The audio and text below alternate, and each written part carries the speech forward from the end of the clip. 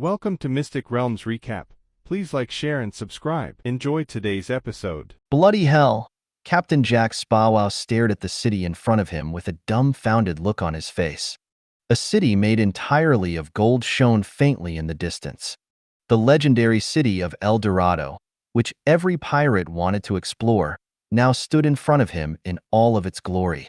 Aiko and Fei Fei, who both had the treasure hunting ability, narrowed their eyes. Both baby slimes were looking in the same direction. Over there was the temple that overlooked the entire city from a distance.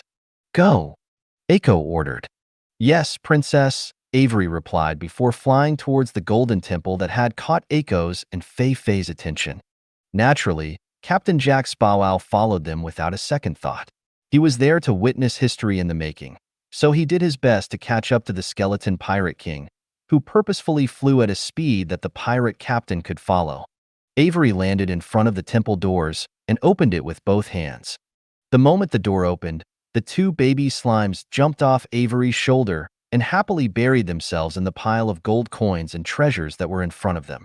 Aiko happily tossed a few coins in the air as if she was splashing some water. Fei Fei did the same, and soon, the tinkling of coins reverberated in the surroundings. After having their fill, the two baby slimes began to explore the temple. The temple had 3 stories, and they were currently on the first floor. Aiko and Fei Fei climbed the golden stairs leading to the second floor. There, they found countless golden weapons that were of the mythical and legendary rank. Unlike the first floor, the two baby slimes didn't like the second floor. Sure, the weapons were made up of gold, but since they weren't interested in weapons, they ignored them and headed towards the stairs. Captain Jack Sparrow, on the other hand, was mesmerized by the countless golden weapons that were neatly arranged in weapon racks. If not for the fact that the two baby slimes were heading to the third floor, he would have stayed here and inspected all the weapons around him. With a heavy heart, the pirate captain followed the two baby slimes, which made Avery chuckle. On the third floor, a hill of treasures appeared in their vision. However, Aiko, Fei Fei, and Captain Jack Sparrow ignored all of this as their gazes were attracted to the top of the hill. There, laying on top of a golden pedestal, was a cylindrical cheese that radiated a dominating presence. But this was not the only thing that caught Aiko's, Fei Fei's, and Captain Jack Sparrow's attention. Behind the golden pedestal that held the cheese stood a 4-meter-tall golden anchor. The skeleton pirate king, Avery, narrowed his eyes because he could tell that the golden anchor wasn't simple. As a peak demigod, he was able to see the power of faith, as well as the weave that bound everything together. Right now, those two powers intertwined around the golden anchor, making the skeleton pirate king feel a suppression that surprised him. Suddenly, all of them heard a voice speaking directly inside their heads. In the boundless expanse of time, eternity's song, a sweet rhyme. No beginning, no final chime. Endless, infinite, a wondrous climb. Eternal moments, forever sublime.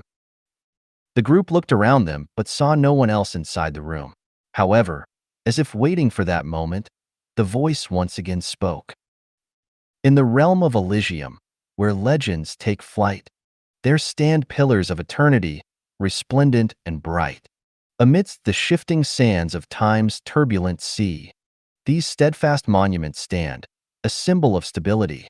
Carved from ancient gold, their foundations deep, they guard against the chaos, the secrets they keep. With strength and purpose, they rise to the sky, a testament to endurance as the ages pass by. In defiance of oblivion, they remain unbowed. Against the tides of history, they stand proud. With a resolute spirit, they anchor the land, ensuring that stability forever shall stand. Through storms and battles, they weather the test, an unyielding symbol of stability at their crest. In the heart of Elysium, where destinies entwine, the pillars of eternity, a sanctuary divine. So let us take heed of these pillars so grand, embracing the values that make us all stand. In a world of chaos, let stability be our guide, as we face the challenges of life, side by side. Aiko looked at the anchor with a resolute look on her face. She slowly crawled up the mountain of treasures and climbed the pedestal where the one cheese lay untouched for hundreds of years. Without a second thought, the baby slime ate it. The cheese disappeared completely just like that. Eiko felt a comfortable warmth spreading inside her body, which made her temporarily close her eyes due to how good it felt. Suddenly, a powerful aura erupted from her body, making Avery and Captain Jack Sparrow unable to remain standing. Both of them fell onto their knees as they looked at the baby slime whose body was glowing faintly in resplendent blue light. Fei, who was unaffected by Eiko's dominating aura, only looked at her best friend with a smile on her face. A minute later, Eiko's body transformed into her fairy princess form. She then pressed her hand over the golden anchor. Suddenly, the loud tolling of bells reverberated in the surroundings, reaching all the isles of the Ford Federation. The pirates who were outside the hidden domain all fell to their knees as Eiko's aura surged like an unstoppable wave. While this was happening, the fairy princess was holding onto the golden anchor with her eyes closed.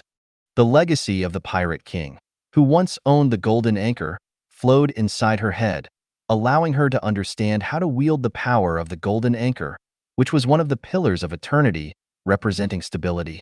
Several minutes later, Eiko opened her eyes. She then flapped her wings and floated in the air. Her hand then touched the shank of the golden anchor. After that, she raised the anchor as if she was wielding a weapon in her hand. A/N. The shank is the handle of the anchor. If you are still confused, ask Google Kikik. Captain Jack Sparrow looked at the little girl, who seemed to be around 5 years old, holding the 4-meter-long golden anchor, with awe. Although he heard the voice inside his head, he still didn't fully understand what the pillars of eternity meant. But he could tell that the moment Eiko summoned the golden anchor in the outside world, she would be able to command the laws of the world and bend them to her will. While Eiko and Fei were busy looting the city of El Dorado, one of the kingdoms bordering the Xeno Kingdom was having an important meeting. In the royal palace of the Aston Kingdom. Are you sure about this information? The king of the Aston Kingdom asked. Yes, your majesty, the high ranker nodded his head. I am certain about it. The king closed his eyes as he pondered on what to do with the information he currently had. He was one of the people who had come to the Divine Empire and witnessed the destructive battle between the heretics and the Divine Army of Light. Although the Divine Army's influence had fallen considerably after losing their capital city and their main headquarters was destroyed, it didn't change the fact that they were still one of the most powerful organizations in the world. After thinking for several minutes, the king glanced at his advisor and asked for his opinion. What do you think we should do with this information? The king asked. The advisor only smiled after hearing the king's inquiry. Is there a need to think about this, your majesty? The advisor replied. The Xeno Kingdom survived the beast tide with the heretics' help. This means that they are connected to him in some way. As to how to handle this information, we can just leak it to the subordinate kingdoms of the Beast King. We don't need to get our hands dirty. We can just let them handle this matter. The king smiled. So we are going to make it look like we only passed along this information but didn't have a hand in this matter, correct? Yes, your majesty, the advisor replied. If you wish, I will personally handle this matter. Very well, the king replied. I will leave this matter in your very capable hands.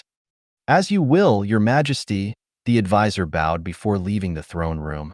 Half a day later, the advisor arrived at one of the subordinate kingdoms of the Beast Empire, Zane Kingdom, and talked directly to their king, sharing with them this sensitive matter. I see. So you wish for us to do your dirty work for you, the Rhino King smirked. Not at all, your majesty, the advisor replied. We are simply giving you this information. As to what you do with it, it is up to your discretion. No matter how hard you try to sugarcoat it, the fact still stands that you want us to trample on this Xeno Kingdom for you, the king stated. However, a smile soon appeared on the Rhino King's face as he thought of the many benefits he could obtain by talking to the Divine Army. Very well, if things go smoothly, I will make sure to share a slice of the pie with the Aston Kingdom, the king replied. Thank you for your generosity, your majesty, the advisor bowed respectfully. I will now take my leave. The king nodded. When the advisor of the Aston Kingdom left, The Rhino King raised his hand. Immediately, four saints appeared in front of him and knelt at the same time. Go and visit this Xeno kingdom, the Rhino King ordered. Take the children of their royal family as hostage and bring them here. What if their parents resist, Your Majesty? One of the saints asked. You can beat them up, but don't kill them, the Rhino King stated. Someone has to inform the heretic that we have hostages on our side. Understood. The saint nodded before he and his comrades disappeared from the throne room. The king then clapped his hand, and his right-hand man appeared in front of him. Go to the Beast King Empire and tell them what we plan to do, the Rhino King ordered. Also, get in touch with the nearest branch of the Divine Army and share this news with them as well. The more reinforcements we have, the better. His right-hand man nodded before turning into a beam of light that flew towards the window. The Rhino King smirked because he understood that even though the Divine Army was acting as if they were lying low, they were in fact expanding their information network and doing their best to find any information about the half-elf. Since that was the case, why not let them see the half-elf themselves? The Divine Army hadn't used their full force in the battle in their Divine City. Only a third of their army had been present at that time because their higher-ups were busy with something else. The Divine Army had discovered a hidden gateway a week before GAAP's capture, and they were doing their best to analyze where the gateway would take them. After careful experimentation, they discovered that the gateway actually connected to the Abyss, making it a higher priority than GAAP's execution. News about the Xeno Kingdom's connection with Lux traveled quickly in just the span of 2 days.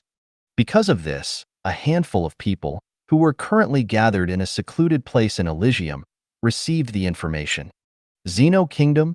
The Beast King frowned. Those fools. Are they trying to poke a hornet's nest? Clearly, the Beast King was very displeased with this news. After what happened in the Divine Empire, he had to reevaluate Lux's threat level, and upon careful consideration, he decided that antagonizing the half-elf wasn't worth it. What he was afraid of wasn't the half-elf. He was afraid of the people backing him up. Hearswith was now a peak demigod, and the Beast King would only be able to fight against her if he transformed into his beast form, which would allow him to jump to the peak demigod state. Most monsters who were in human form had this ability. The Dragon King was a peak supreme. However, once he transformed into his dragon form, he would become a peak demigod. A demigod was stronger than a supreme, and no one in their right mind would dare antagonize a peak demigod unless they had a death wish. The Oracle of the Divine Army, Maeve, frowned after hearing the report. She was still very bitter that she had failed to kill Lux and allowed the half-elf to escape. If it weren't for GAP's interference, the half-elf would have died in the Divine City, and one of the heretics threatening their organization would have ceased to exist. Taking a golden bowl out of her storage ring, the Oracle filled it up with water before lightly tapping its surface with her fingertip. Ripples appeared on its surface, but just like she expected, she was unable to see anything. She was unable to use her divination to lock onto the half-elf because he was protected by the laws of the world, for he was one of the beings who had unlocked a progenitor class. This might be a good opportunity, Maeve muttered as she gazed at the Beast King and the 2 other people beside her. Depending on how important the members of the Xeno royal family are to that brat, we might be able to capture him. You make it sound so easy, the Beast King sneered.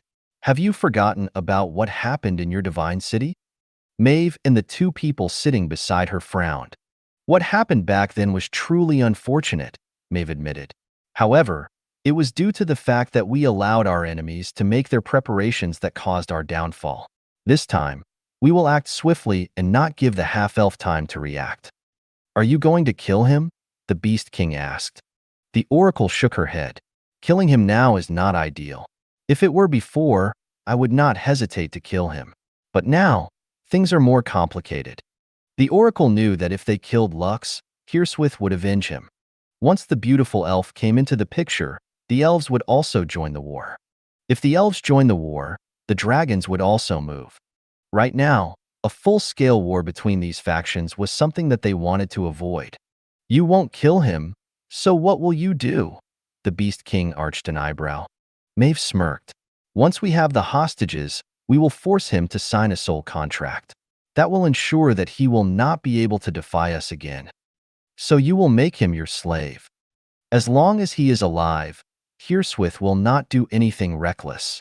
As long as we have her grand disciple, we will have a leash that can control her movements. This is hitting two birds with one stone. The oracle smiled because this was indeed the best solution to control the two heretics and make them submit by force. The Beast King narrowed his eyes, but he didn't find anything wrong with enslaving the half-elf. He understood that the two necromancers and the divine army would forever be at each other's throats after JAP's death. However, a compromise could still be achieved as long as they were able to capture the half-elf. As long as Lux was alive, it would not trigger a full-scale war, and Hearswith would have no choice but to sit and negotiate with them. Very well. The Beast King nodded. Let's do this. You go first, Maeve replied. I need to make preparations on this end. I will meet you as soon as I get a few sacrifices from the Apostle Project. The Beast King gave the oracle a slight nod before flying away. According to the report he received, the saints under the Rhino King had already entered the territory of the Xeno Kingdom and were about to start their mission.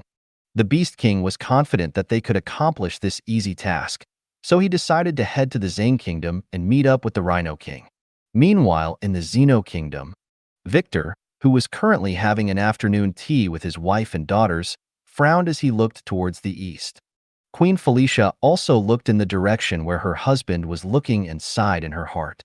I knew it, Queen Felicia thought.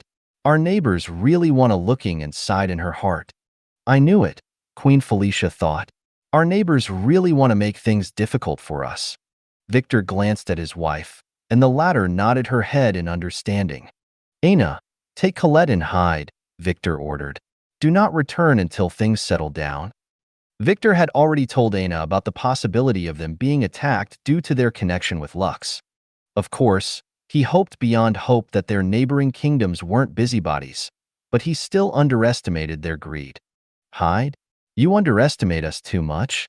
A voice filled with ridicule said, which made Victor and Queen Felicia stand up to protect their daughters. For individuals appeared on the balcony with sneers on their faces. Chameleon kins, Victor clicked his tongue. How long have you been here? We've been here for 2 hours, the chameleon kin saint replied. It's quite funny that you didn't even sense us even though we were right under your nose. At that moment, 4 more individuals landed on the balcony, and they were none other than the Rhino-kin saints that had been sent to capture the children of the royal family. You have 2 choices, one of the saints of the Rhino-kin said. The first is to quietly surrender your daughters to us. We promise that we will not hurt them. They will be released once they have served their purpose. What purpose are you talking about? Queen Felicia asked. Our kingdom hasn't done anything to any of you. The Rhino-kin remained calm and even politely answered Queen Felicia's question. It is beneath me to kidnap children and use them as hostages, the Rhino-kin replied. However, this is a decree by my king, so I am duty-bound to carry out his order. But that doesn't mean that I can't choose how this event will unfold. You already know that fighting us will not only be a painful choice, but it might also hurt your children. The best option you have is to quietly allow us to take them, so none of us will get hurt. Like I said earlier, once they serve their purpose, they will be released. I will even personally escort them back to your kingdom safely. Queen Felicia narrowed her eyes. You still haven't answered my question. Why are you doing this? Hey, why don't we just beat them up and get this over with? The chameleon kin interjected. Explaining things to these weaklings is annoying. The Rhino-kin sighed. If you want your children back, make sure to tell the half-elf to come to the Beast Empire to get them. The sooner he gets there, the sooner your daughters will be released. Now, hand them over. This is the last time I will ask nicely. Victor and Felicia exchanged glances with each other. Even though they were outnumbered, they would still fight to protect their children. How could they possibly allow these people to kidnap their children just like that? But before they could even make a move, Aina took a step forward while holding Colette's hand. Father, Mother, please stand down, Aina said in a calm manner. We will be fine. Lux will save us. She looked at her parents with determination, wanting them to not do anything reckless. Although she understood that her parents wanted to protect them, dealing with 8 saints was simply beyond their abilities. Also, their people might also get involved in the battle, which might lead to casualties on their side. Aina didn't want this to happen, so she decided that it would be best to just allow herself and her sister to be captured peacefully. She could tell that the Rhino Kin meant what he had said, so doing this was indeed the best option. Good. The Rhino Saint nodded. Now come with us. He didn't bother binding Aina and Colette because the two of them were not strong enough to escape. Without another word, the two young ladies walked toward the Rhino Kin and bid their parents farewell. A moment later, the 8 saints rose up towards the sky and flew towards the east, carrying Aina and Colette with them. Victor, Queen Felicia said with a worried look on her face. I know, Victor replied. Fortunately, that half-elf's friends are still within our domain. I will let them know what happened. I just hope that they have a way to relay this incident to Lux. King Victor flew towards the north in order to find Keen and Gerhardt, who were hunting the survivors of the Beast Tide as part of their training. Right now, he wanted nothing more than to see his daughter's fiancé and beg him to save Aina and Colette from the people who took them away. He knew that, alone, he was unable to do anything. But Lux was different. Even though he knew that he was going into a trap, he was certain that the half-elf would not hesitate to go to the Beast Empire to save Aina and Colette. This blind trust that had taken root inside Victor's heart was due to the things that happened in the Divine Empire. 2 hours later, Lux, who was meditating and sitting cross-legged in Barbados Academy, opened his eyes. His eyes glowed faintly with power as he tried to hold back the raging beast that was roaring inside his chest. Keen and Gerhardt had just informed him of what happened to Aina and Colette, and this news made Lux very angry. A moment later, the half-elf disappeared from Barbados Academy. He had done his best to honor his master's words to not seek vengeance against the Divine Army for a period of time, but this latest incident infuriated him. The raging anger that he had buried inside his heart after his master's death howled with a vengeance. It could no longer be contained and, right now, he wanted nothing more than to crush the bastards who had taken Aina and Colette away and make them understand that death would be the least of their worries. It is an honor to meet you, Your Excellency. The Rhino King bowed his head. The Beast King responded to the Rhino King with a brief nod. Both of them were kings, but the Beast King was the king of all beasts. Because of this, any beastkin, regardless of their rank, had to give him the respect he deserved. Did you succeed in your mission? The Beast King asked. Yes, Your Excellency, the Rhino King replied. We have captured the 2 daughters of the Dwarf King of the Xeno Kingdom. They are currently residing in the guest room under the strict supervision of my subordinates. Take me there. Yes, Your Excellency. The Beast King had just arrived at the Zane Kingdom, but he didn't plan on staying there for long. He intended to take the hostages with him to the Beast Empire and wait for the half-elf to make his appearance. A few minutes later, the Rhino King personally opened the door of the guest room, allowing the Beast King to enter first. When he entered the room, the Beast King's gaze landed on the 2 young dwarves who were seated on the couch. The younger one was hugging her sister, and there were tear stains on her face. The older one held her sister firmly and was patting her head. Clearly, she was doing her best to assure her sister that everything was going to be all right. This scene made the Beast King click his tongue in irritation. He wasn't too happy with what he was seeing. As the mighty Beast King who ruled all the Beastkins in Elysium, he found this a bitter pill to swallow. For him, taking hostages, especially hostages who were as young as his daughters, was beneath him. However, what was done was done. Although the Rhino King moved without his permission, he still decided to agree to the Oracle's plan of using hostages to lure the half-elf into saving them. To think that I would stoop this low, the Beast King grumbled in his heart. After this is over, it will be in my best interest to distance myself a bit from the divine army of light. Aina, who had already sensed the Beast King's presence, glanced in his direction. The two stared at each other for nearly a minute. Surprisingly, it was the Beast King that first averted his gaze. The reason why he averted his gaze was due to the fact that he was afraid that the young dwarf would see the shame and guilt in his eyes. "What's your name?" the Beast King asked. "Aina Goldenslayer," Aina replied. Aina, You and your sister will come with me to the Beast Empire, the Beast King stated. Worry not, you and your sister will not be hurt. Take them with us. The Beast King ordered his subordinates. However, just before his men could approach the two dwarves, a rhino-kin stepped forward. I made an oath to their parents that I would safely send them back after everything is over, the rhino-kin stated. Your Excellency, I wish to keep my promise, so please, allow me to travel with these two to the Beast Empire. The Beast King eyed the rhino-kin before nodding his head. Very well, the Beast King nodded. You will be in charge of their safety. Thank you, Your Excellency. The rhino-kin saint bowed his head respectfully. A few minutes later, the Beast King entered the teleportation gate of the royal family, along with his entourage. Since the battlefield would take place within his capital city, he needed to make preparations just in case things got out of hand. Aina and Colette followed without resistance, for they knew that the two of them were incapable of escaping their captors. Somewhere in Elysium, it will be best if you return those children to their parents, the sovereign of the divine army said as he looked at the beautiful oracle in front of him. Now is not the time to antagonize the heretics. We and the heretics have an irreconcilable grudge against each other, Maeve countered. This is the best opportunity to put an end to this conflict, is it not? Child, you are still blinded by your hate against Hearswith. The founder of the divine army joined the conversation.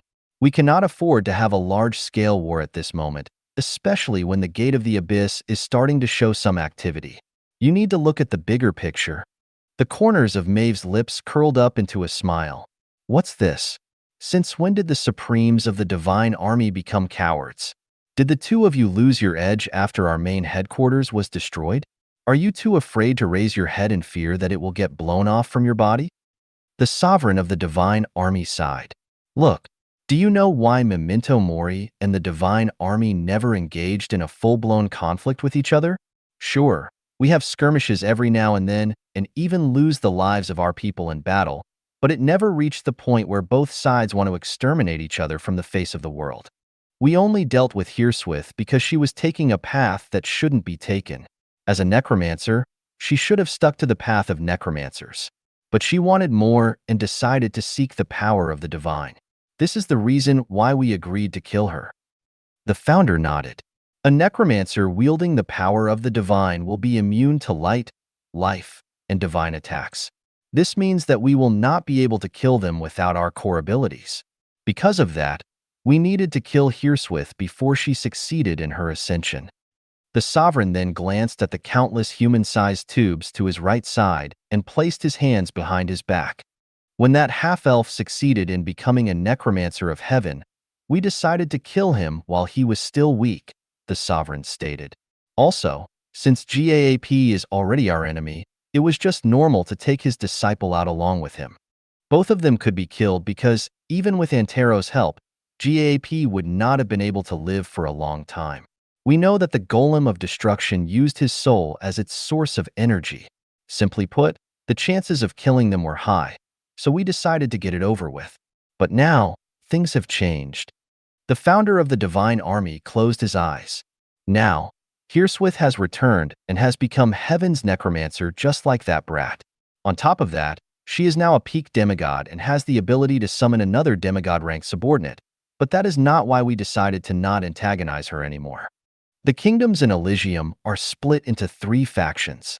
Those on our side, those on Hearswith's side, and those who want to retain their neutrality. If we attack Hearswith, the Elven kingdoms will support her. The High King of the Elves will not allow his daughter to die a second time. If something happens to Hearswith, a full-scale war will take place, and it will cause countless and unnecessary deaths in this world. Countless saints will die. Supremes will meet their end. The powerhouses of Elysium will decrease drastically by the time the war is over. After that, the Abyss only needs to successfully open one gate, and this world will be finished. Maeve, it is not because we are cowards. We are simply looking at the bigger picture.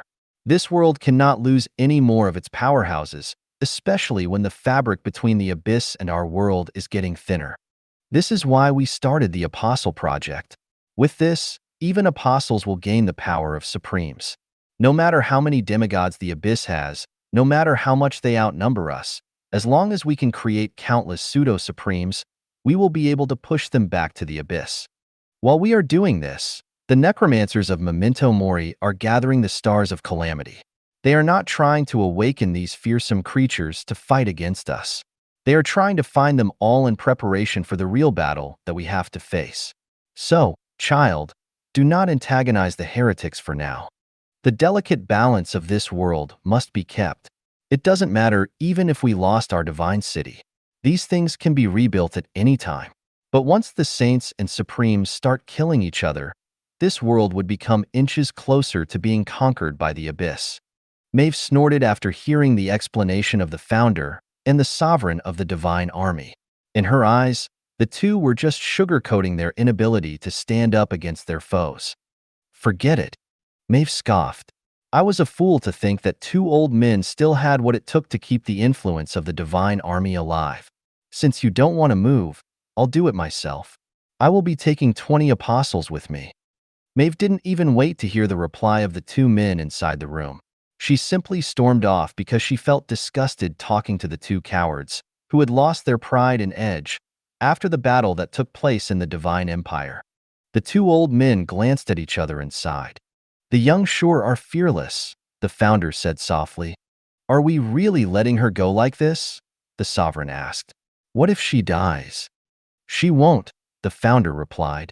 Before her mother passed away, she told me about a vision she saw where her daughter was fighting in the final battle against the abyss. Since that is the case, it is impossible for her to die until the abyss starts their invasion. E/in, fufufu. Just because she is fighting doesn't mean she's alive. The sovereign nodded. Should we proceed according to plan? The founder replied. Yes. We need to create our true divine army before that fallen hero makes his move. The two men then gazed at the hundreds of human-sized tubes in their surroundings and sighed.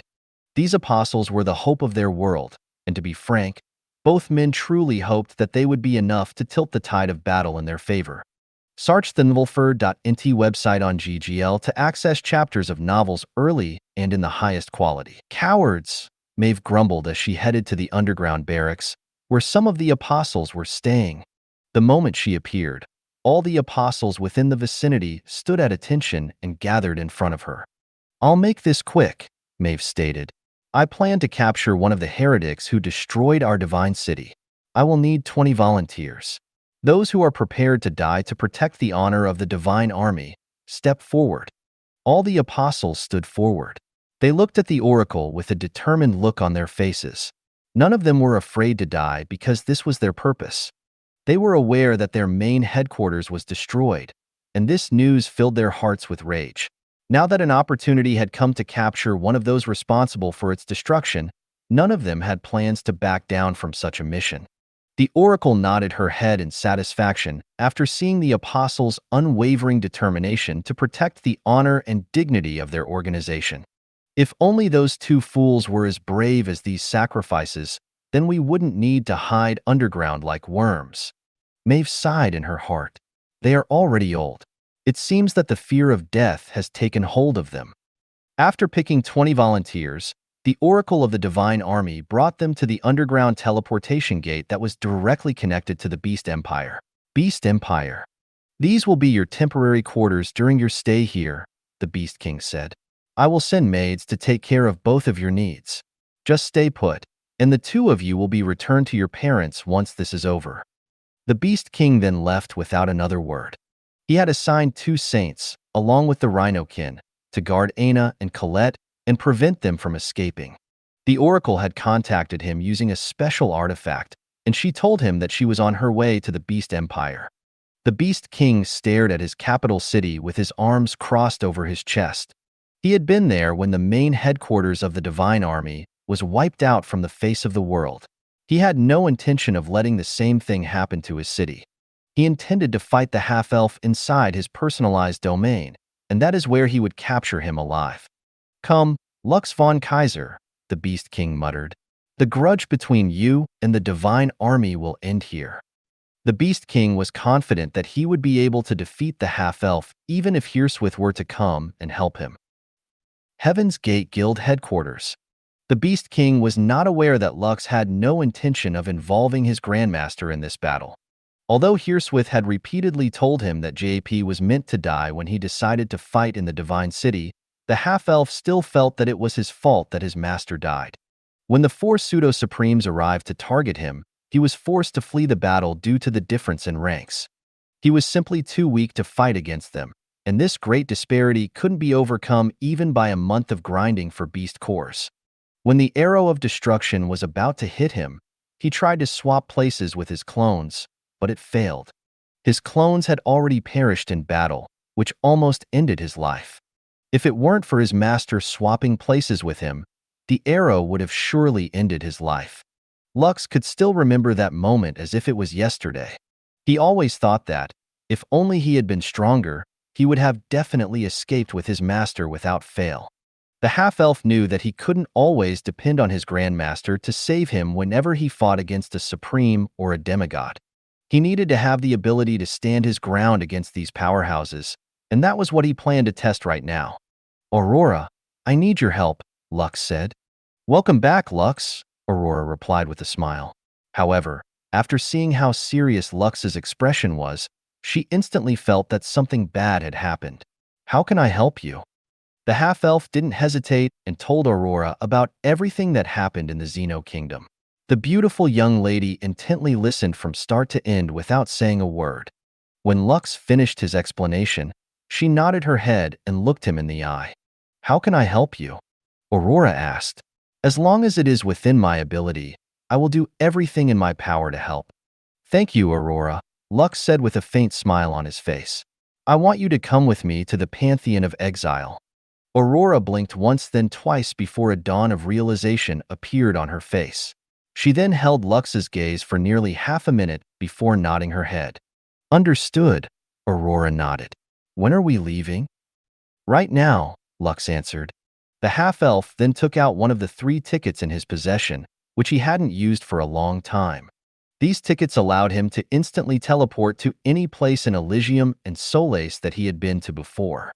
After a brief explanation about what he planned to do, Lux teleported to the inner sanctum of the Pantheon of Exile. "Heaven's call," Lux muttered as he summoned Aurora to his side using his ability. A pillar of white light appeared beside him, and the young lady who held all the misfortune of the world made her appearance.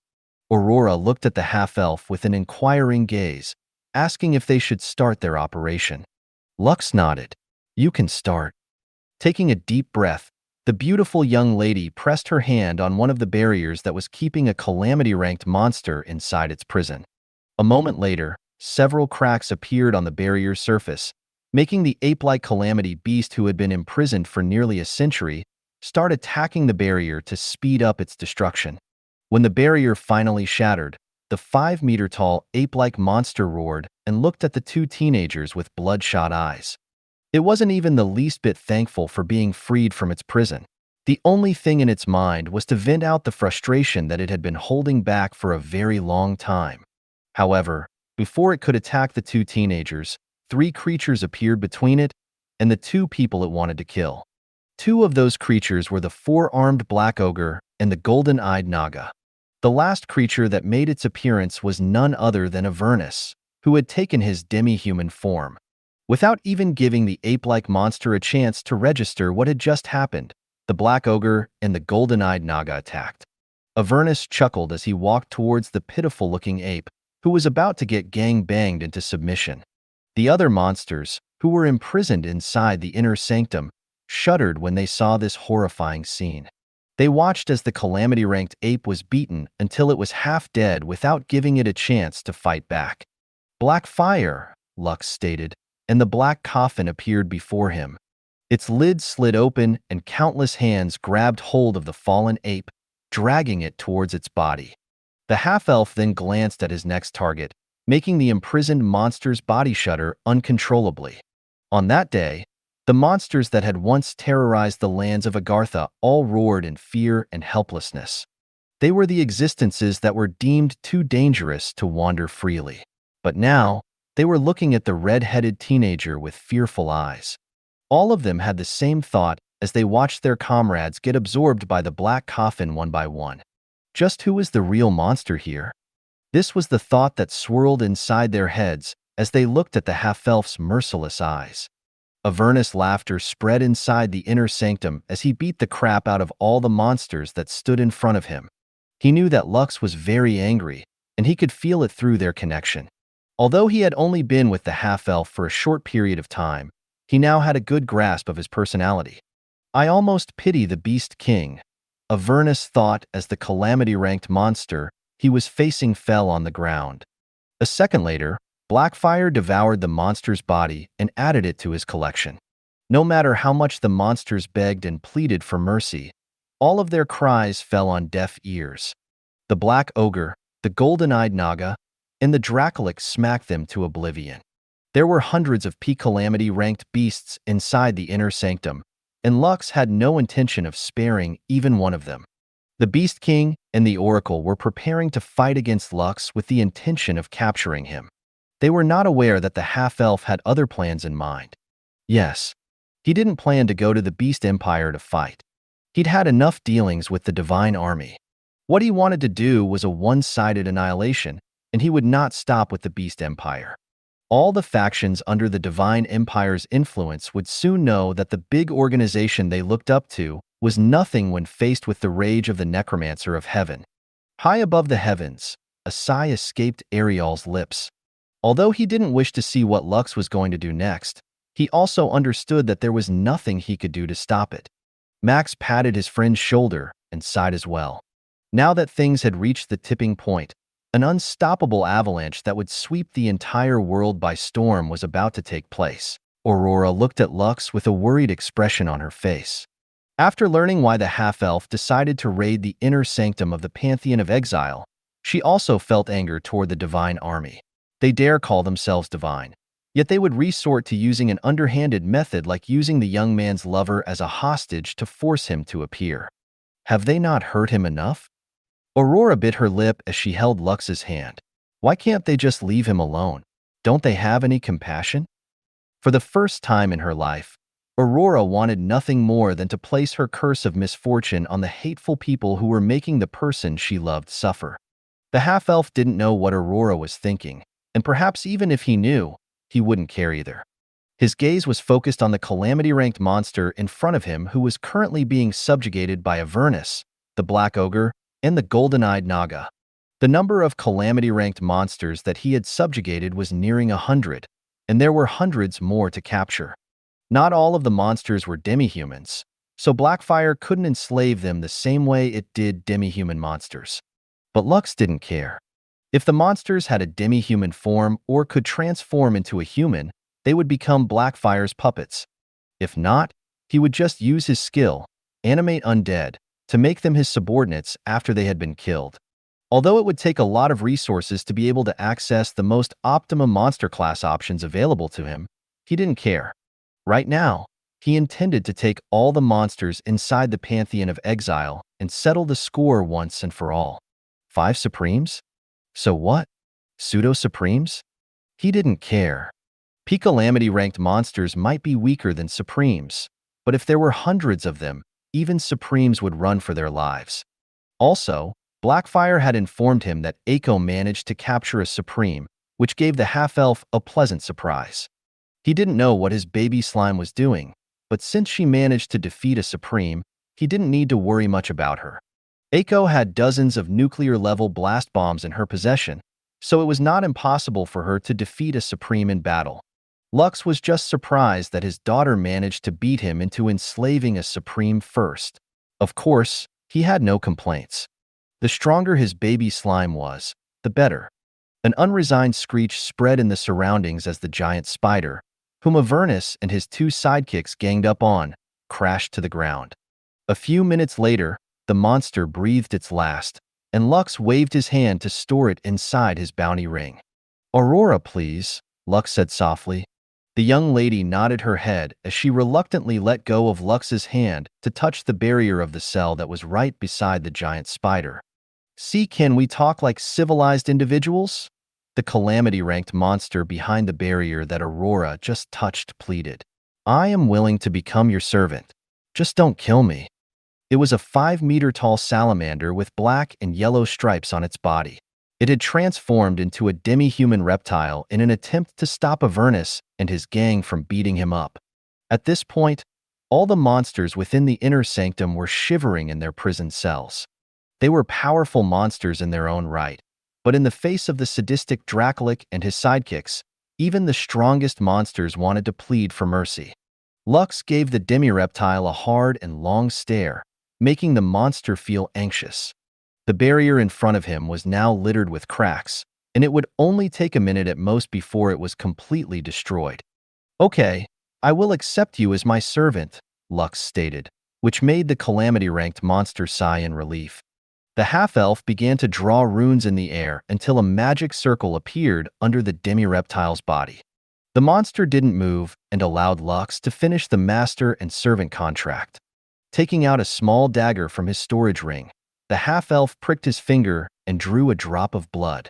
He then casually flicked the drop of blood towards the magic circle, completing the ritual. After sensing that the connection was properly established, he ordered the demi-human reptile to join Avernus, the black ogre, and the golden-eyed Naga to subjugate the rest of his comrades. Naturally, the newly converted monster was more than willing to vent out his frustrations after becoming the half-elf servant. It was impossible for him to not feel sad about his current situation, but since he didn't want to unnecessarily feel pain when the outcome would never change, he decided to just take the easy way out. There was a saying that if you couldn't beat them, join them. The other monsters were also considering this option as a way to escape being beaten to a pulp, but some monsters were simply too prideful. They didn't want to become Lux's servants, so they decided to kill themselves. But this was a very grave miscalculation on their part. "You think that killing yourselves is the right choice, huh?" Lux sneered. "Let me show you how futile your sacrifices are when facing a necromancer. Even in death, none of you will escape." As if to set an example, Lux revived the first monster that had committed suicide using his skill Animate Undead. This monster looked like living armor, but instead of metal, its body was made up of crystals. Since it was already a high-ranking undead monster, the half-elf sacrificed one of the calamity-ranked beast cores in his possession to get the most optimum option of the monster classes that were available. Although the chance of success was only 30% to create the monster he wanted, he still took the gamble. It didn't matter even if he failed since the other options on the list were good in their own way. Fortunately, his gamble paid off, and he acquired a living armor whose body was made up of mirrors. He named his new subordinate Kagami, and it retained its rank as a peak calamity monster. When the monsters saw this scene, they no longer attempted to commit suicide. They understood then and there that regardless of whether they were alive or dead, the half-elf would still have his way, one way or the other. Now that Avernus' sidekicks had increased by one, the monsters could only cry as they waited for their turn to be converted into one of Lux's subordinates. They understood that there was no longer a path of escape left for them, so they all folded and submitted to the half-elf, whose gaze was devoid of mercy. "Well then, Father, Mother, I'll be going now," Valerie smiled as she excused herself. The Dragon King and the Dragon Queen watched their daughter go with smiles on their faces. "Is it me, or does our daughter look more beautiful than before?" the Dragon King asked his wife. "It's not just you," Queen Saphira replied. "She has become livelier, and she also looks happier than before. Perhaps something good happened during her stay in Espor Frieden." The Dragon King nodded in agreement. He had observed the great changes in his daughter's look and personality after she returned from the kingdom of the High Elves. Valerie was practically oozing with a charm that was hard to ignore. It was as if she was a beautiful flower that had finally bloomed, making everyone who saw her feel captivated by her outer and inner beauty. "I guess allowing her to go with Faustina was the right decision," the Dragon King stated. She had become quite attached to that halfling and his disciple. When Gaap died, Valerie was devastated, so I thought that letting her visit the Elven Kingdom was the right thing to do at that time. "It was a good choice," Queen Saphira commented. "Perhaps we should let her visit other places more often. It will help her grow to be a more mature and better person." The Dragon King frowned, but he also understood that his wife was right. Letting Valerie stay inside their kingdom every day would leave her too ignorant of the world. This was also why he agreed to take her to the Divine Empire to witness Gap's execution. He wanted to show her the dark side of the world, where the strong oppress the weak. That way, she would realize how blessed she was to be born as a dragon princess. The Dragon King wanted Valerie to mature and become a wonderful lady who would contribute to the well-being and continuous prosperity of the Dragon Kingdom. "I'll let her visit the Crystal Palace more often then," the Dragon King said. "Even though there is tension between our kingdoms, Augustina would not dare to harm our daughter in her domain." The Dragon Queen nodded her head in agreement. She knows that the children are innocent and will not go out of her way to antagonize Valerie. Perhaps, aside from Karshvar Draconis, the Crystal Palace is the second safest place where she can wander around freely. That child also talks a lot about Or. It seems that the two of them have become good friends.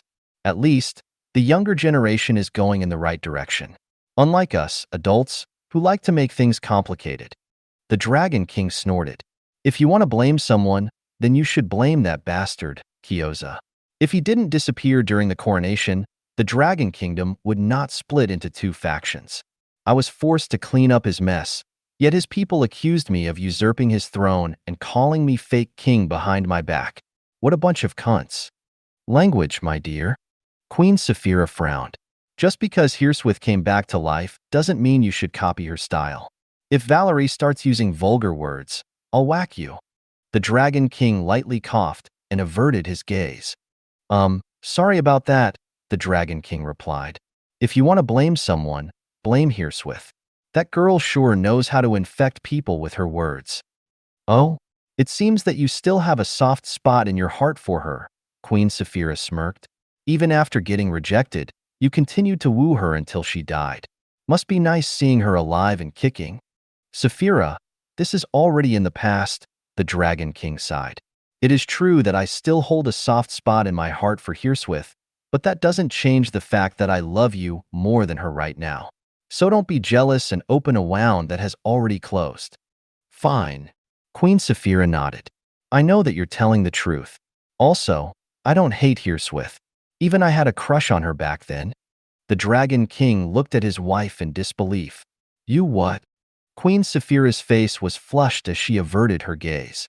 "Her charisma is very strong, and back then, she even called me sister. How could I possibly resist her?" "Is that why you always asked her to go to the hot springs with you whenever she visited Karshvar Draconis?" the Dragon King asked with curiosity. Queen Saphira ignored his question and threw out a question of her own. "Have you heard the latest news from the Divine Army?" Queen Saphira asked. "It seems that they are using a hostage to lure Gaap's disciple out of hiding."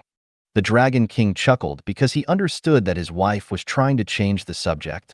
However, since he had no intention of sleeping on the floor tonight, he decided to go with the flow and nodded his head. "The Beast King and the Oracle are currently in the Beast Empire," the Dragon King replied. "They have captured the two dwarf princesses of a small kingdom that was recently founded. I believe its name is Xeno Kingdom." "Xeno Kingdom," Queen Saphira muttered. "Poor children. They are involved in a war between powerhouses." "Indeed." The Dragon King snorted in disgust. Now that Gaap and Antero are out of the picture, they probably think that they have a higher chance of capturing that half-elf. "Capture, not kill?" Queen Saphira arched an eyebrow. The Dragon King nodded. "They can't kill him." "Why?" Queen Saphira asked. "Hasn't killing him been their goal all along?" "In the past, yes," the Dragon King answered. "But now, it's different. If they kill Lux, it will trigger a large-scale war. We have signed an alliance with the High Elves. If they go to war, we will go to war as well. This is something that the Divine Army will want to avoid at all costs. Unknowingly, we have become that half-elf's protector. Since he has Hirswith as backing, he also has the entire alliance's backing." Queen Saphira nodded in understanding. "Well, at least he gets to keep his life. A large-scale war is something we don't want to happen right now, especially since the Abyssal Gates are starting to appear once again." The Dragon King was about to say something more when he saw something appear at the corner of his eye. "You." The Dragon King narrowed his eyes as he looked at the specter that manifested a few meters away from him. "It has been a while, Saphira. You're still as beautiful as ever, the specter greeted. And you're still the charmer, even though you have lost your body. Queen Saphira smiled sweetly after seeing an old and very dear friend of hers. It's good to see you again, Kyoza. Kyoza, who had taken his demi-human form, smiled. What are you doing here? The Dragon King asked while glaring at the hateful crystal dragon who left everything behind for reasons known only to him. I have come to tell you one thing, Kyoza replied as he held the Dragon King's stare. In the future, when you invite someone on a fishing trip, I will come with you. Huh? The Dragon King looked at Kyoza with a dumbfounded expression on his face. What the hell are you talking about? I am going with you the next time you go on a fishing trip, Kyoza repeated what he said earlier. The crystal dragon had an amused expression on his face.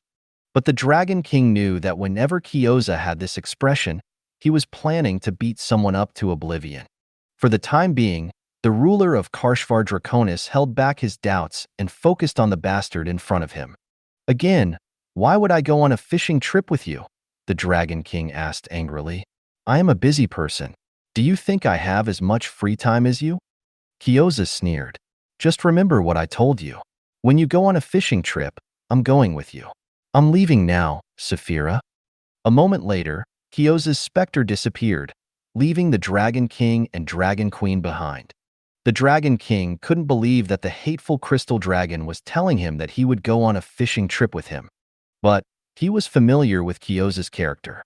The crystal dragon could be annoying at times, but whenever he said something, there was always a reason behind it.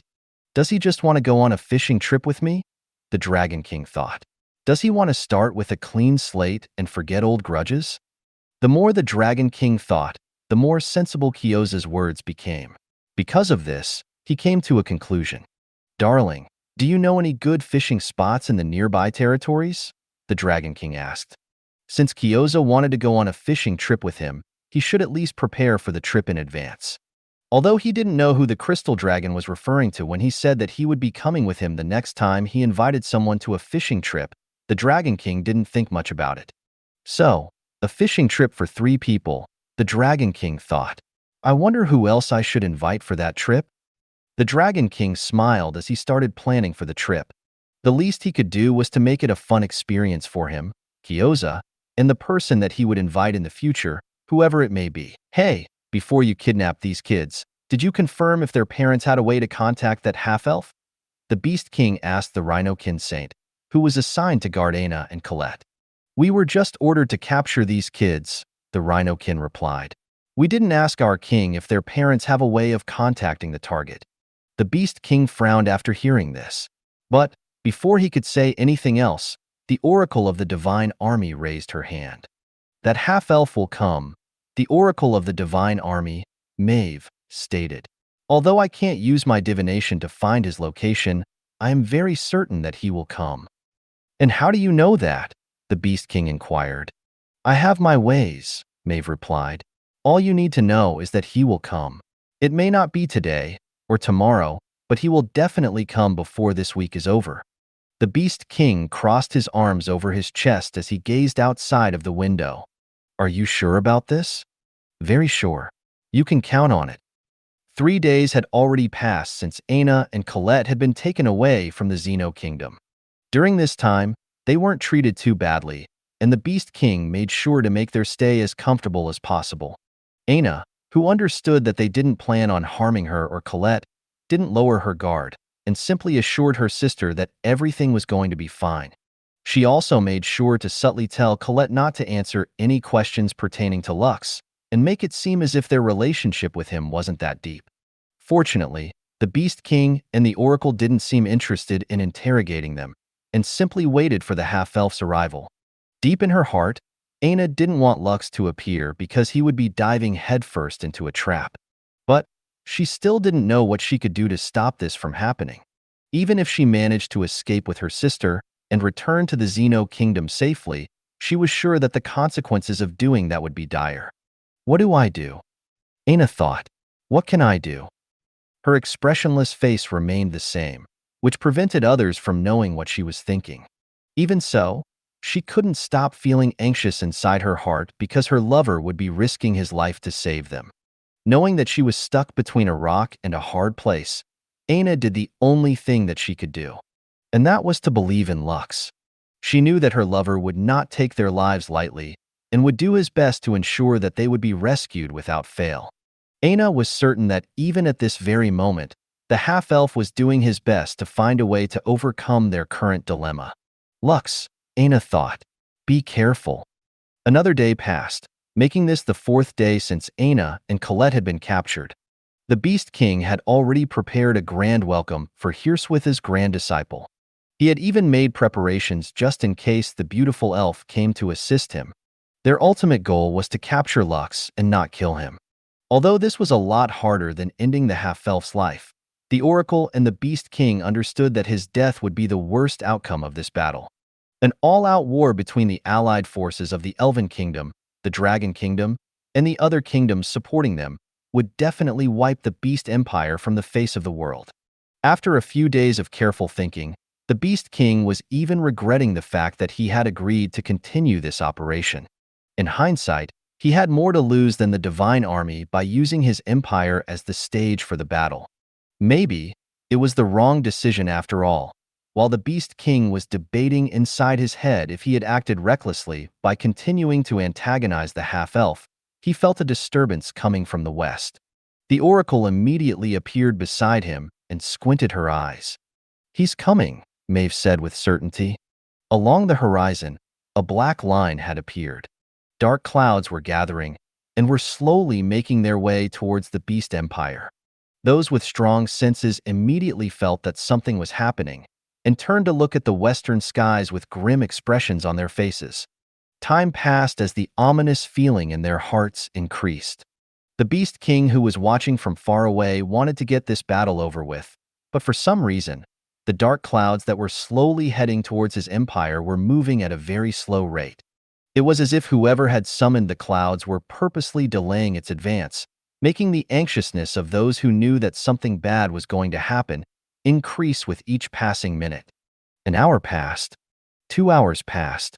Finally, after 3 hours, the dark clouds covered the entirety of the Beast Empire. The rumbling sounds of thunder boomed in the heavens, as lightning snaked across the sky like dragons who were waiting for the right chance to pounce. "Reveal yourself," the Beast King commanded. "I know that you are here, Lux von Kaiser." Aina and Colette walked towards the balcony of their room and gazed at the dark clouds in the sky. The Rhinokin, who was guarding the two dwarves, didn't stop them and simply stood a few meters away. Now that the person they wanted to capture had appeared, there was no longer a reason for him to detain the two girls inside the room. However, since he made a promise that he would take them back safely, he decided to keep them safe until the battle ended. "Come out," the Beast King shouted. "Are you going to fight or not?" Suddenly, the clouds blocking the sun parted a little, allowing a ray of light to descend upon the land. The light shone down on a red-headed teenager who was hovering in the air.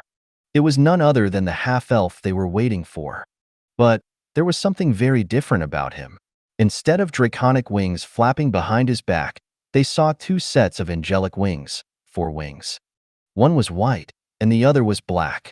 Although he looked quite different from how he appeared in the Divine Empire, it didn't change the fact that he was alone. Aina and Colette looked at the half-elf in the distance and sensed him looking back at them as well. "Don't worry, Aina, Colette. Everything is fine now." These were the words that the two dwarves heard inside their heads, which made the anxiety in their hearts vanish without a trace. The Beast King and the Oracle extended their senses to check if the beautiful elf was with him. However, they were unable to detect the presence of a demigod. This made them relax a bit. Without Hirswith, their chances of capturing Lux alive increased exponentially. Just as the Oracle was about to say something to the hateful heretic, the singing of an angelic voice spread throughout the entirety of the Beast Empire, making those who heard it feel their hearts skip a beat. Like an angel with cruel and merciless intent. Go forth, young man, and become a legend. Like an angel with cruel and merciless intent. Go forth, young man, and become a legend. The singing voice of an angel lingered in everyone's ears, and before the citizens of the Beast Empire could react, the Beast King had already thrown an orb into the sky. Immediately, a domain expanded, bringing the half-elf, the Beast King, the Oracle, and their allies into a separate dimension. The surroundings looked exactly the same as the Beast Empire. The only difference was that there was not a single civilian or bystander anywhere in the city. Only the forces that the Beast King and the Oracle had prepared were present and would soon confront the half-elf, who had served himself up to them on a silver platter. Before we start, know that I am very ashamed of the method we used to lure you here, half-elf, the Beast King stated. But in order to put an end to the grudge between you and the Divine Army, it has to be done. The corner of Lux's lips curled up after hearing the Beast King's words. If that helps you sleep at night, then so be it, Lux replied in a teasing tone. My disgust and disappointment in you will not change regardless of what you say. The Beast King didn't say anything to defend himself from Lux's taunting words. He focused all his attention on the half-elf, observing the latter's expression. He was expecting to see helplessness, resignation, rage, unwillingness, and anxiety on the half-elf's face, but he didn't see any of those. Instead, what he saw was contempt and disdain, which made him feel as if the half-elf was looking at him like he was a piece of trash. The Beast King didn't like being the receiving end of such a look, and because of this, he roared and charged at Lux with the intention of ending the battle as fast as he could. Lux didn't move and remained standing in place. But when the Beast King was only 100 meters away from him, the space in front of him distorted, and a Dracolic in his demi-human form clashed with the Beast King, blocking his advance. You pitiful dragon, who has become a servant of a child. The Beast King sneered. Oh, how the mighty have fallen. Avernus chuckled after hearing the Beast King's taunt. Dylan, oh little Dylan, you don't have to worry, Avernus replied. Soon, you will also become that child servant. I especially prepared a collar for that special occasion. I'm sure that it will fit you perfectly. Screw you, Dylan growled as he kicked the Dracolic away. Although he succeeded in dealing a blow to the Dracolic, Avernus' chuckle still reached his ears. The Beast King had no intention of wasting any time, so he decided to continue his advance toward the half-elf. But when his gaze landed on the half-elf's body, he couldn't help but shudder after seeing an unbelievable scene. Dozens of flying monsters of different sizes hovered around the half-elf. But that was not all. On the ground, hundreds of monsters had also appeared, making the Beast King thankful that he brought the battle into a separate dimension and not in his capital city. The auras of the monsters were enough to tell Dylan that all of them were P-Calamity ranked monsters, making his heart shudder. All of you are free to kill everyone, except him and her, Lux said as he pointed at the Beast King and the Oracle of Light. You guys can beat them up, but they are not allowed to die. Do I make myself clear? All the monsters roared in reply. Go, Lux ordered. Show them no mercy. The flying monsters immediately flew toward the Beast King, while the monsters on the ground charged at the Oracle of Light and her cronies. Dylan cursed internally as he backed away in haste.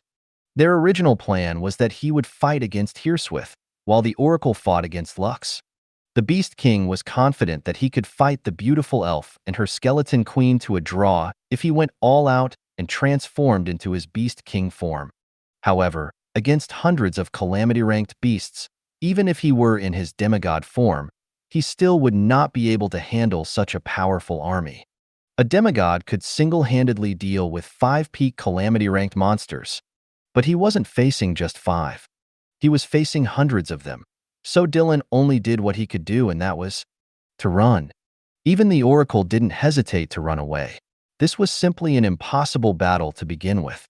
The 20 apostles that she had brought with her, who could transform into 20 pseudo-supremes, were also no match for a peak calamity beast. A supreme might be able to fight against 2 to 3 peak calamity-ranked beasts if they were truly powerful. However, the apostles could, at most, transform into pseudo-supremes. What did this mean? It meant that a single peak calamity monster was enough to deal with one of them with ease. This wasn't a battle, but a one-sided massacre. Are you going to run away, Beast King? Lux asked in a teasing tone. Are you sure you want to do that? The Beast King didn't even bother to reply to the half-elf as he put as much distance as he could between the two of them. However, something happened, which made him stop in his tracks. A projection appeared in front of him, showing his capital city. There, he saw thousands of undead monsters and 4 calamity-ranked monsters.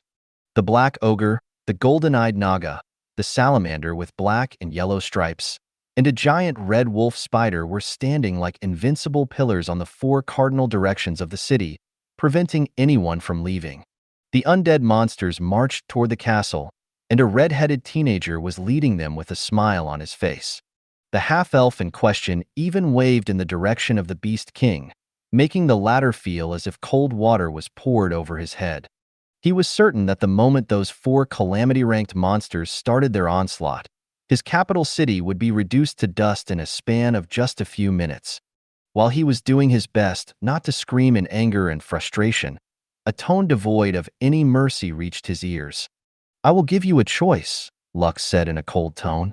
"Capture the oracle and give her to me, or I will destroy everything you hold sacred." The Beast King glared hatefully at the half-elf, who was standing calmly in the distance. "Have you forgotten that I still have hostages?" the Beast King asked. "Hostages?" Lux smirked. "What hostages? Are you talking about them?" The half-elf pointed at the projection, showing Aina and Colette. Aina was currently in her Angel of Vengeance form, carrying her sister in her arms. Lux's battle angel, Seraphina, was with her. The Beast King was about to ask what happened to the Rhino-kin, but before he could do that, the projection zoomed in on the palace. It showed that the Rhino-kin had been impaled into the wall by a spear that belonged to the Supreme that Eiko had subjugated in the battle in the Ford Federation. The saint was not dead, but he was not in any condition to help anyone. Also, facing a Supreme, who was looking at the city with his arms crossed over his chest, was enough to tell the Beast King that his empire was in a very dire situation. "I now have millions of hostages," Lux said with a devilish smile on his face, "including the members of your family. But don't worry. Since I appreciate that you didn't mistreat Aina and Colette, I will give you a choice." The half-elf paused, but it only made the Beast King feel as if a guillotine was placed above his head. One wrong move, and everything would end in a heartbeat. "You can either capture that B*TCH Oracle and bring her to me, or you can keep running while watching a genocide take place. If you choose to capture the Oracle, I promise to spare your people and your family members. I will also allow you to become my subordinate if you do that. If you choose the second option, that is fine as well. I have been holding myself back long enough. I've never even considered starting a genocide before because I have my bottom line. However, you guys kept on testing my limit. Did you really think that I was a saint who would just smile even when you hurt the people who are important to me?" Lux's words were cold and filled with killing intent. He was only a slight push away from eradicating the Beast Empire from the world, but a little bit of his conscience remained. Even so, if the Beast King were to defy him, that little bit of conscience wouldn't be enough to stop the rage that had now taken hold of the half-elf. Although he still looked calm on the surface, it would only take a heartbeat for him to start a massacre. "I will give you 5 seconds to decide." Lux's eyes glowed golden. "Now make your choice." Dylan looked at the half-elf, who was only an order away from destroying everything that he and his ancestors had built over the last thousands of years. With a heavy heart, he locked his gaze on the oracle, who had already traveled a great distance away from her domain. "I shouldn't have agreed to this plan," Dylan thought as he bit his lip until it drew blood. A moment later, he charged in the direction where the oracle was running away. There was only one choice for salvation, and he was going to make that choice, right here. Right now. What? The half-elf attacked the Beast Empire? The Dragon King looked at the projection in front of him in disbelief. "Yes, Your Majesty," the Dragonborn reported. "Our spies in the Beast Empire just informed me of what is happening there right now." "How did this happen?" the Dragon King asked. "Did they do something to that brat? Is the Divine Army planning to kill him?" The Dragon King's face became extremely serious because this was no laughing matter. His daughter, Valerie, had passed him a magical contract. The moment he signed that contract, he had become part of an alliance between the Elven Kingdom as well as those who visited the kingdom of Aspor-Frieden. There was a clause in the contract that stated that if one of their parties was attacked or went to war with a valid reason, all the other signatory members would join them in their counterattack. If the Divine Army were to really kill Lux, he could only imagine how Hirswith would react. Hirswith would certainly go to battle, which meant that the entire Elven race would also go to battle. And because they were in the same alliance as the Elven race, Karshvar Draconis, along with the other parties in the alliance, would also have to join that battle, leading to a world war. What are those bastards from the Divine Army thinking? The Dragon King smashed his fist on the armrest of his throne. Fortunately, it was made from extremely hard material that wouldn't shatter easily, even from the full-powered strike of a Supreme. After regaining his composure, he once again looked at his subordinate. "Tell me everything that you know," the Dragon King ordered. "Don't miss a single detail." Similar scenarios took place in other locations on the continent. In the secret headquarters of Memento Mori, Hirswith was also informed of what was happening in the Beast Empire. "We still haven't confirmed all the details about this incident, but according to the reports we received, it seems that the Beast Empire had taken 2 dwarf girls hostage," an old necromancer said. "Because of this, your grand disciple went to the Beast Empire. Right now, there are thousands of undead monsters in the capital city of the Beast Empire. Our spy also added that there are 4 peak calamity-ranked monsters as well. But according to the report, they are not making a move. They simply surrounded the royal palace and the city, preventing anyone from entering and escaping. All the citizens have locked themselves inside their homes, and the guards of the city are only on standby. None of them dare to attack the monsters because they are not prepared for the consequences of their actions." Dylan frowned after hearing the report. He then glanced at Hirswith, who didn't seem to be too bothered about what was happening to her grand disciple. "Aren't you going to help him?" Dylan wasn't able to stop himself from asking. If he needed my help, he would have asked for it long ago. Hirswith shrugged. "Since I didn't hear anything from him, it means that he plans to handle this on his own." "That's the thing. Aren't you worried about him?" "I am worried. But there is something that you should know about my grand disciple. And that is—" The corner of Hirswith's lips curled up into a smirk before she answered Dylan's question. "He would not challenge a Supreme or the pseudo-Supremes of the Divine Army without a concrete plan to counter them," Hirswith explained. "Since he didn't ask for my help, that means that he already has the means to protect himself. Still, I am annoyed that the Divine Army is still actively targeting my disciple, even going as far as to involve those that are close to him. Lux doesn't have the right mindset to become a necromancer simply because he isn't cruel enough. But the moment he discards his morality, I'm afraid that it will be hard for him to turn back. Even demons run when a good man goes to war." Hirswith's tone was cold, but it was firm. Her grand disciple was still mourning the loss of his master, JAP. If the ones responsible for the halfling's death were to push Lux's bottom line then, "He will not stop until his rage is quenched," Hirswith said softly. "Maybe I should visit the Beast Empire just in case." The beautiful elf was very tempted to go, but something was telling her that she shouldn't. A moment later, a sigh escaped her lips. "Please inform me if there are changes in the Beast Empire," Hirswith said as she walked out of the conference room. "Where are you going, child?" the old necromancer asked. "I'm going to look for the Stars of Calamity," Hirswith replied without even turning her head to look behind her. The old necromancer watched her go before sighing. The other necromancers looked into the conference room and looked at their leader. They were waiting for him to give them an order, but the latter raised his hand as if to tell them to not do anything. "Keep watch on the situation," the old necromancer ordered. "We are not going to interfere. Only if Hirswith moves to assist her grand disciple would we also send reinforcements to help her." All the necromancers nodded. They still thought that the Divine Army was very foolish to start a conflict that could have dire consequences. Meanwhile, the Oracle, who had convinced the Beast King to push through with this plan, was desperately running for her life. "Have you gone mad, Dylan?" the Oracle shouted. "Are you betraying the Divine Army?" /n. In order to prevent confusion, let me refresh everyone's memories. Dylan is the Beast King, while Dylan is the black-robed individual who controls the 7-headed dog of calamity, Teju Jagwa. The Beast King didn't reply and simply charged in her direction with a determined look on his face. Protect me, the oracle ordered the 20 apostles who had accompanied her on this journey. Do not let him catch me. 5 of the apostles broke away from the formation and instantly activated the divine powers within them. This allowed their ranks to soar up to become pseudo-supremes, giving them a power that belonged to those who stood at the apex of the mortal realm. The Beast King roared and transformed into a giant white tiger with black stripes on its body. Now that he had taken this form, his rank was no longer a supreme but a demigod. What did this mean?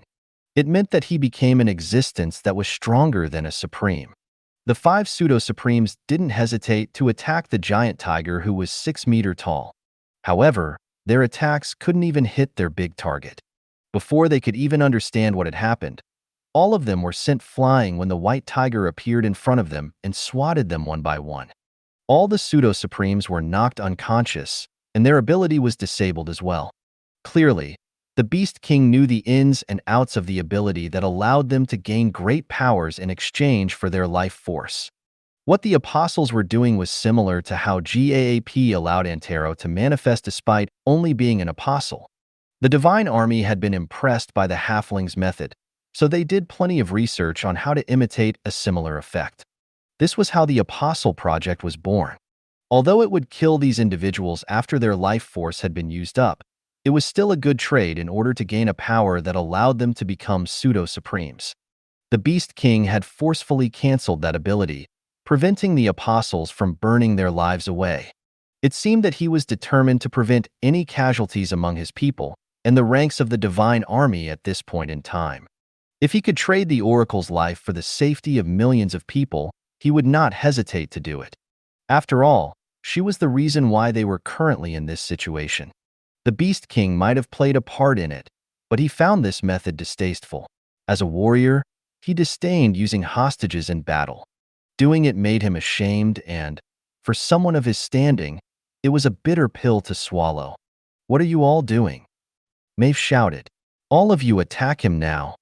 She knew that the dimensional domain that they were currently in wouldn't disappear unless the Beast King canceled its effects.